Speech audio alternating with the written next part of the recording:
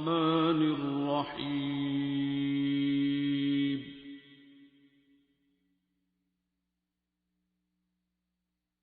الرحمن।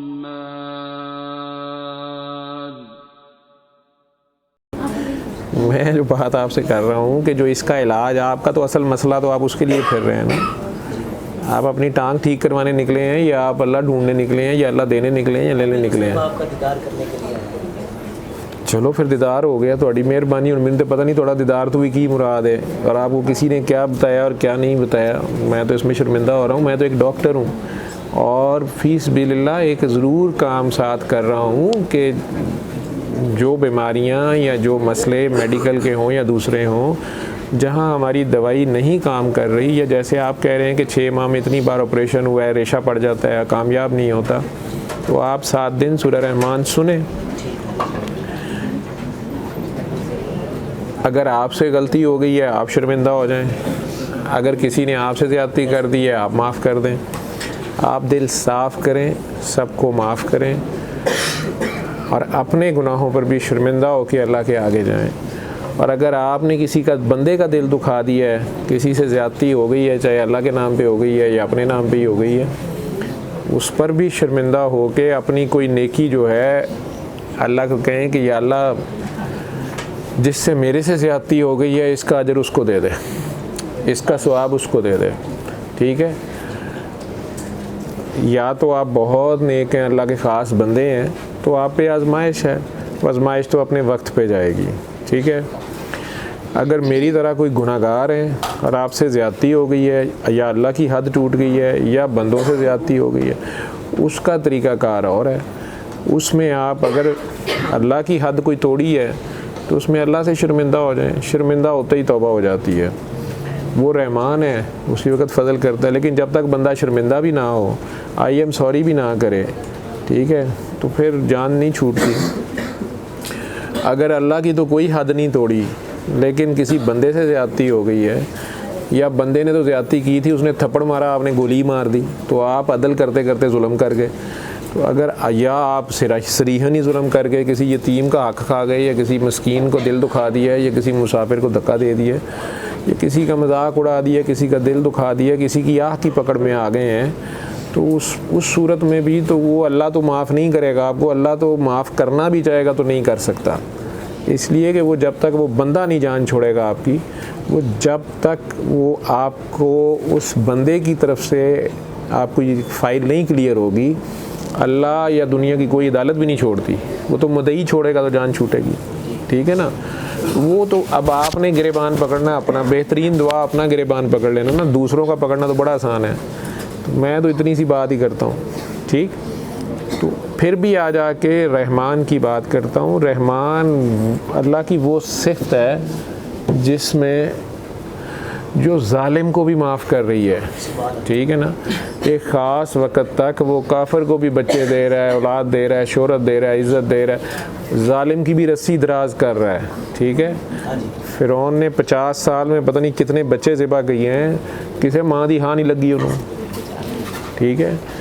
वो उसकी रस्सी दराज करता रहा है, और हत्ता कि मूसा अलैहिस्सलाम जो कि ख़ुद उसकी वजह से दरबदर हुए हुए हैं, माँ की गोद में नहीं रहे, दरिया में फेंके गए, उसके घर में पले, कोयले मुंह में रखे, उसके बाद भी वहाँ से, उसके घर से भी, महल से भी निकाले गए। अब अल्लाह उन्हें ही कह रहा है कि मूसा उसको बचा, मूसा उसको बचा, वो जिस रास्ते पे जा रहा है उस रास्ते से रोक उसको, और उससे प्यार से बात करना, मूसा उससे इल्तफ़ात से बात करना।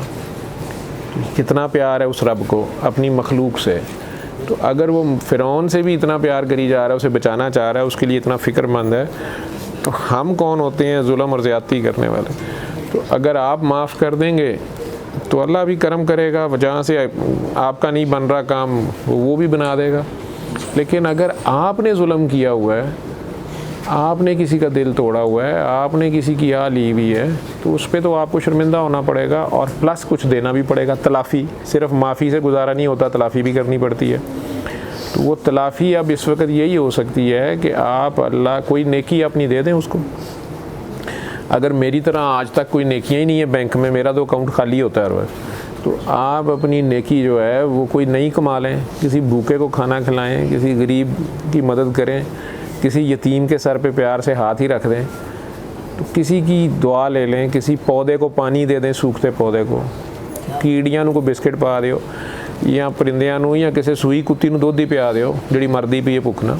तो कोई नेकी कमाएं और उसका सवाब आगे दे दे। अल्लाह को कहें कि इसका सवाब मेरे उन लोगों को दे दे जिनके मैं दिल दुखा बैठा हूँ। जे किसी दिन मैं ज़्यादती करती है, या अल्लाह मेरी नेकियां दा सवाब उन्होंने दे दे। ठीक है, तो अल्लाह उनके दिल नरम कर देंगे। वो उत्थे बैठे किते तेनू दुआ दे देंगे कि नहीं साड़ी भी ज़्यादती सी, चलो मिट्टी पाओ, अल्लाह भला करे सो। ठीक है, बस वो दुआ निकल गई। दुआ लेनी पड़ती है ना, जिस तरह दुआ लेनी पड़ती है इस तरह दुआ भी लेनी पड़ती है। ठीक है, तो वो कोई ऐसा अमल अपनाओ कि अगले की दुआ निकल जाए आपके लिए। ठीक है, तो अगर वो बंदा भी दूर चला गया है या मर गया है तो आप उसको अपनी नेकियां दे दें, ऐसे कर लें। ये रेशा मेशा तो यूं चला जाएगा। ठीक है, कई बार हम अल्लाह के नाम पे जुल्म कर देते हैं और अल्लाह वालों की शान में गुस्ताखी कर देते हैं, तो पकड़ में आ जाते हैं। वहाँ से माफ़ी अल्लाह नहीं, अल्लाह के नबी लेके दे सकते हैं। सरकार दो आलम सल्लल्लाहु अलैहि वसल्लम फिर अल्लाह से ख़ास दुआ करें, वो माफ़ी ले देते हैं, क्योंकि इस मामले में अल्लाह बहुत सख्त है। कहीं माँ की गुस्ताखी हो गई है, किसी सफ़ेद बाले वाले की हो गई है, किसी अल्लाह वाले की हो गई है, किसी अल्लाह वाले के दरबार की हो गई है, उसमें फिर सरकार दो आलम सल्लल्लाहु अलैहि वसल्लम के पेश आ गए हो जाओ, दूध पाक का तोहफ़ा भी पेश करो और उनकी उम्मत की बख्शिश की दुआ भी करो, और अपनी नेकियां उनकी उम्मत के गुनाहगारों को दे दो, कर करके दे दो जो पीछे है नहीं थे। सरकार करम फरमाने वाले हैं। और अगर खुद ही दुआ, जो तीसरी सूरत है जो आपके केस में मुझे लग रही है कि कोई अल्लाह वाले जो आप मुझे तो अल्लाह वाला बनाई जा रहे हैं, तो आपे तो आपको मैनू वली अल्लाह लगना पे, तो वो जो फिर वड्डियां वड्डियां दुआवां मंगियां होंदियां ने ना, जो वड्डियां वड्डियां दुआवां मंगियां होंदियां ने, ठीक है, आप ही मंगियां होंदियां ने कि या अल्लाह बस तू ही मैनू याद रहे, या अल्लाह बस एक तू होवें ते एक मैं होवां, तो मैनू भी मराज हो जाए। तो मराज तो फिर डॉक्टरों के थ्रू बड़ी छेती होंदी है, जो उन्होंने ढाए चढ़ जाइदा तो ये कहते हैं एक ऑपरेशन के बाद कहते हैं भी कामयाब नहीं होया, दूसरा ने देती। बड़े बड़े फिरौना रब ना मिला देंगे हैं, बड़े बड़े फिरौना खुदा याद आ जाता डॉक्टरों के जरिए। वो फिरौन बेचारे अल्लाह पुकारन लग पैंदे ने कि या अल्लाह कित्थे फस गए हैं, तो अल्लाह याद आ जाता है। तो जो अल्लाह वाले भी दुआ बड़ी मांगते हैं तो आजमाइश आ जाती है। ठीक है, तो आजमाइश ही लग रही है आपके केस में। जितना आप बता रहे हैं 6 महीने से टांग भी टूटी हुई है और डॉक्टरों के ऑपरेशन भी नाकाम हो रहे हैं, और फिर भी आपके चेहरे पे मुस्कुराहट और सब्र है, तो ये निशानी होती है आजमाइश की। आजमाइश में अल्लाह ही याद होता है और सब्र पास होता है। वो आजमाइश अल्लाह की इजाज़त से शैतान आजमाता है। हज़रत अय्यूब अलैहिस्सलाम के जिस्म में भी कीड़े पड़ गए थे, वो अल्लाह के बंदे थे। ठीक है, इसीलिए तो इश्क में दावा आराम है ना।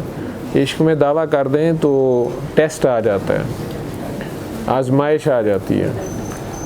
इश्क में दावा आते ही टेस्ट आ जाता है, मैं तुम्हें आजमाऊंगा जान से, माल से, औलाद से। ठीक है, खौफ से, भूख के खौफ से, जान के खौफ से, वो भी आ जाता है। तो ये जान की आजमाइश है, इसमें अब खामोशी से अल्लाह मियाँ नू सुभान अल्लाह कह के गुजारा करना है, इंजॉय करना है, इंजॉय करना है। कही सुभान अल्लाह, सुभान तेरी कुदरत, मेरे तो भी ज़्यादा पैड़े हालत च हो सकता है, तेरी मेहरबानी है। तू मैनू काकरोच भी बना सकता स, गटर च बैठा मैं लोगों का पखाने का इंतज़ार कर रहा होंदा, या मेरे मौला तेरी मेहरबानी है। तो उसको हर हाल में उसका शुक्र अदा करना, खुशी से करना, और शुक्र का बेहतरीन तरीका प्यार है, उसकी मखलूक से प्यार करना, गंदी मंदी ना भी करना। इंज ही है ना, कहते ने कोई बीबी पसाणी होए ना तो वो बच्चों ना प्यार करो। वो कुछ कुछ बच्चों कई जो बड़े सोहने ने बच्चे बड़े, तो माँ फस जाती है, तो रब 70 मावां तो ज़्यादा करता है प्यार, तो फसेगा भी 70 गुणा छेती। वो कुछ ना प्यार